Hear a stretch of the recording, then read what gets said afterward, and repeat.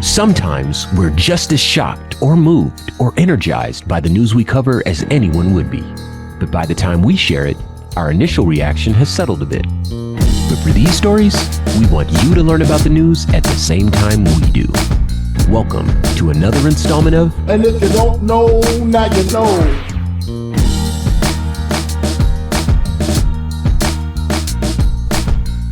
Q Ward. Ramses Ja. I happen to know that you haven't read this article, so you're going to hear it for the first time now.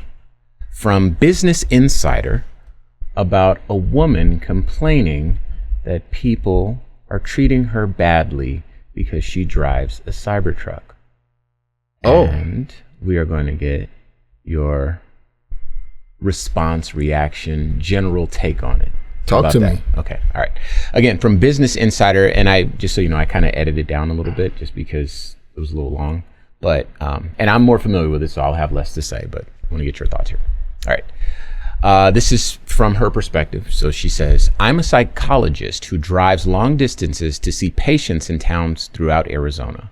When I arrive and step out of my Tesla Cybertruck, I don't have the fatigue that typically comes with driving for hours. On the days I travel, I often have a full schedule of Social Security, disability, psychological assessments to conduct. It's mentally exhausting work that demands focus and compassion. I credit my Cybertruck, affectionately named Brick House, for helping me arrive for the day without feeling drained. But the general public thinks my truck is a political statement and not something that helps me. In 2024, a few months after my Model 3 lease ended, I knew I wanted to purchase my next car. Since the vehicle is technically for my business, it needed to be big enough for a specific tax code. The Cybertruck was the only one that fit the bill. My long-awaited Cybertruck reservation eventually came through, but then I hesitated to upgrade to a Cybertruck because of all the controversy surrounding Tesla, the Cybertruck specifically, and Elon Musk. I'd already bought a different vehicle with driver assist, but it didn't compare to Tesla's full self-driving. The exhaustion I felt after driving for hours in the other vehicle, seeing patients and writing reports, was extreme. The reactions I get when driving the Cybertruck have been surprising. It's fun to see kids wave and snap pictures of my quirky-looking stainless steel ride. Most aren't shy about it. Some ask whether it's okay. Others will walk up, pose, and take pictures or videos. Their innocent responses are truly heartwarming. What's heartbreaking, though, is the way many adults respond. I've been flipped off, mean-mugged, and given many thumbs down. I've also experienced being shouted at in traffic and others aggressively merging in front of me. A close friend even refused to ride in my Cybertruck, sharing his disdain for Tesla's CEO. With the added controversy since the 2025 presidential inauguration and Musk's actions, I'm concerned people will become more aggressive with their actions toward my Cybertruck and become physical versus just mean mugging and flipping me off. It's like driving a Cybertruck makes me a target for adults' opinions about Musk. To be clear, I bought the truck before he became a polarizing political figure. I cannot ignore Musk's behavior, and yet I cannot take back the money I've already spent on buying the Cybertruck. My Cybertruck isn't just a luxury or trying to look cool. Driving my Cybertruck is about functionality and safety. Arizona's two-lane highways with fatigued drivers and narrow roads can be dangerous. Tesla Cybertruck technology keeps me centered, monitors for hazards, and reduces the mental toll of long drives. I'm not financially able to sell or trade in the truck to avoid all the troubles. It's simply not feasible. When it's time for me to purchase another vehicle, I'm sure other auto manufacturers will have a version of full self-driving and I'll be able to point my dollars toward a more affirming brand. But right now, I'm just leaning into the positives of my Cybertruck. What say ye, Q Ward? I have so much for this one. Let's break it down. Come on. So first of all, Okay. she'd already ordered the truck, she says, before Elon became polarizing. Mm-hmm. But she said she tried a different manufacturer for that reason, which makes her take on herself seem kind of dishonest. Yeah. Like, why would you try an alternative for the reason of Elon's controversy? Okay, I'll move on because I don't want to harp on that. Yeah. But this is just me hearing this for the first time and hearing those two different accounts from the same person. Like what you like, but don't present it to us like it's the only option, because we know better. And maybe we don't. I'm speaking a little, out of turn for everyone. Sure, that's fair. But as an EV owner myself, and my EV having a lot of trouble has meant I've gotten to drive a lot of different. You and I kind of have a running joke that I come to the studio different car every time. in a different car every time, because mine is always in the shop. But I've been able to drive so many different cars that all have their own version of hands-free driving. Nobody has a fully self-driving system. Yeah. No vehicle does. But a lot of automakers meet both criterias. Right? The car has to have a certain weight to qualify for what she was talking about, for the certain tax code for using it as a business, a business vehicle. Ironically, almost all EVs qualify because they're all so heavy. Yeah. Children wave and take pictures when they see your car, because when they draw cars, It looks like in that. second grade, Yeah. they use almost the exact same shape of the very, very interesting looking Cybertruck. I don't think it's a particularly attractive vehicle, but it definitely is the type of vehicle that's going to get attention, even if it has nothing to do with the company's CEO. Yeah. I wonder when this account was taken, because that, him showing himself to be who we figured out he was, Yeah. was very recent. A few days ago, the Sig Hell, Yeah. which everyone, including the Anti-Defamation League, is trying to convince us was just some awkward moment for him. No. Like no, he that didn't was do it that was a twice Nazi salute. with his full chest. Yeah.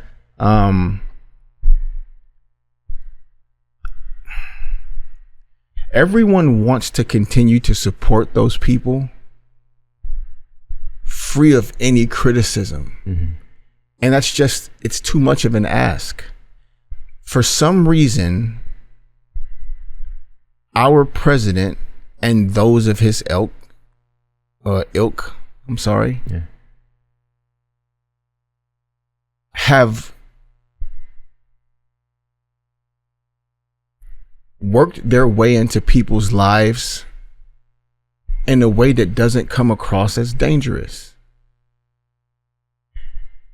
If one of the most famous German people in history had a brand, no one would support it. No one, except neo-Nazis.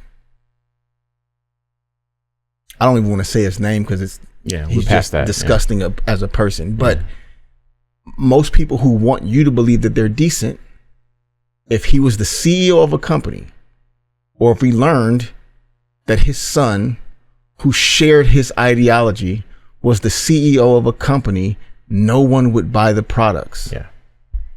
Nobody. With the new version of him, people want to keep supporting that person and have no one look at them differently. That's what I got from this article. It is a very strange thing. Hey, I need this for my job. Yeah. I can't do my job without this one specific vehicle. And I know that that's not true. Yeah. And I know that she knows that too. Yeah. She just doesn't want to be looked at different for continuing to support this person because she likes it. I like it and I don't want to change. So you guys stop judging me for it. Yeah. The fear that someone will get violent with her, I think what we've learned, and I say things like this, I have to give some disclosures. I say things like, we know innocent white people aren't getting shot by the cops, because if they were, we'd know it. Yeah.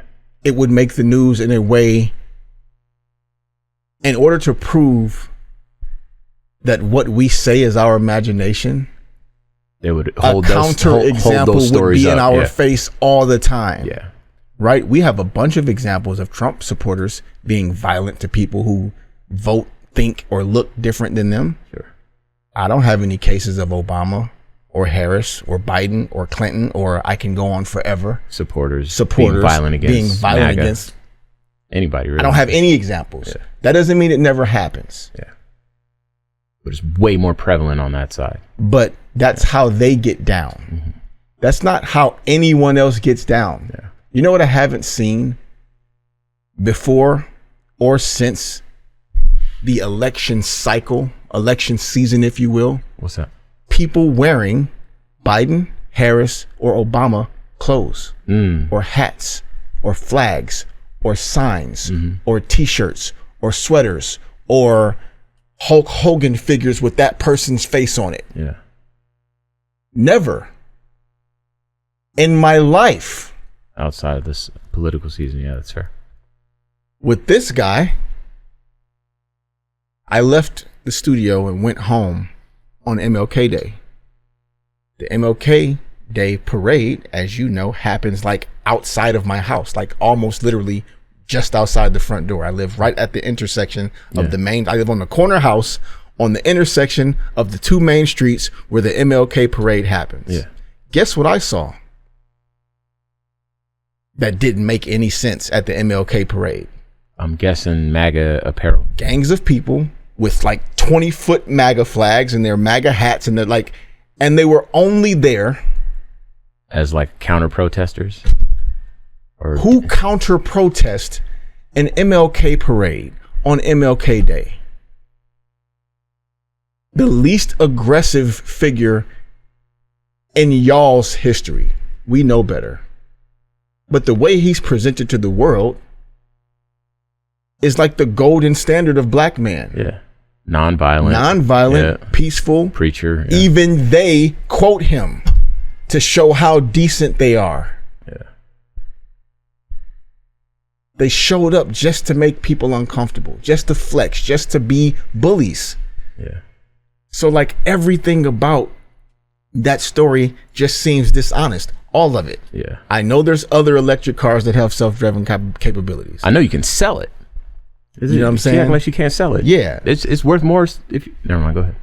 There's a limited production run of that truck, so she could definitely get at least what she paid, if not more. Mm-hmm. She likes the truck and wants to drive it. You could just say that. Don't come up with all this other stuff. Yeah. No one's going to hurt you because you drive that car. Yeah. A bunch of black rappers and black athletes drive that car because they think it's cool. And there's something about something being strange and overtly attention seeking and expensive and hard to get that appeals to people. Yeah. And a bunch of decent people drive Teslas. And the reasons are kind of obvious. The EV thing is a thing. People who just like electric cars specifically. And when it comes to electric cars, Tesla's the longest standing company doing that particularly. Mm-hmm. So they do it particularly well. But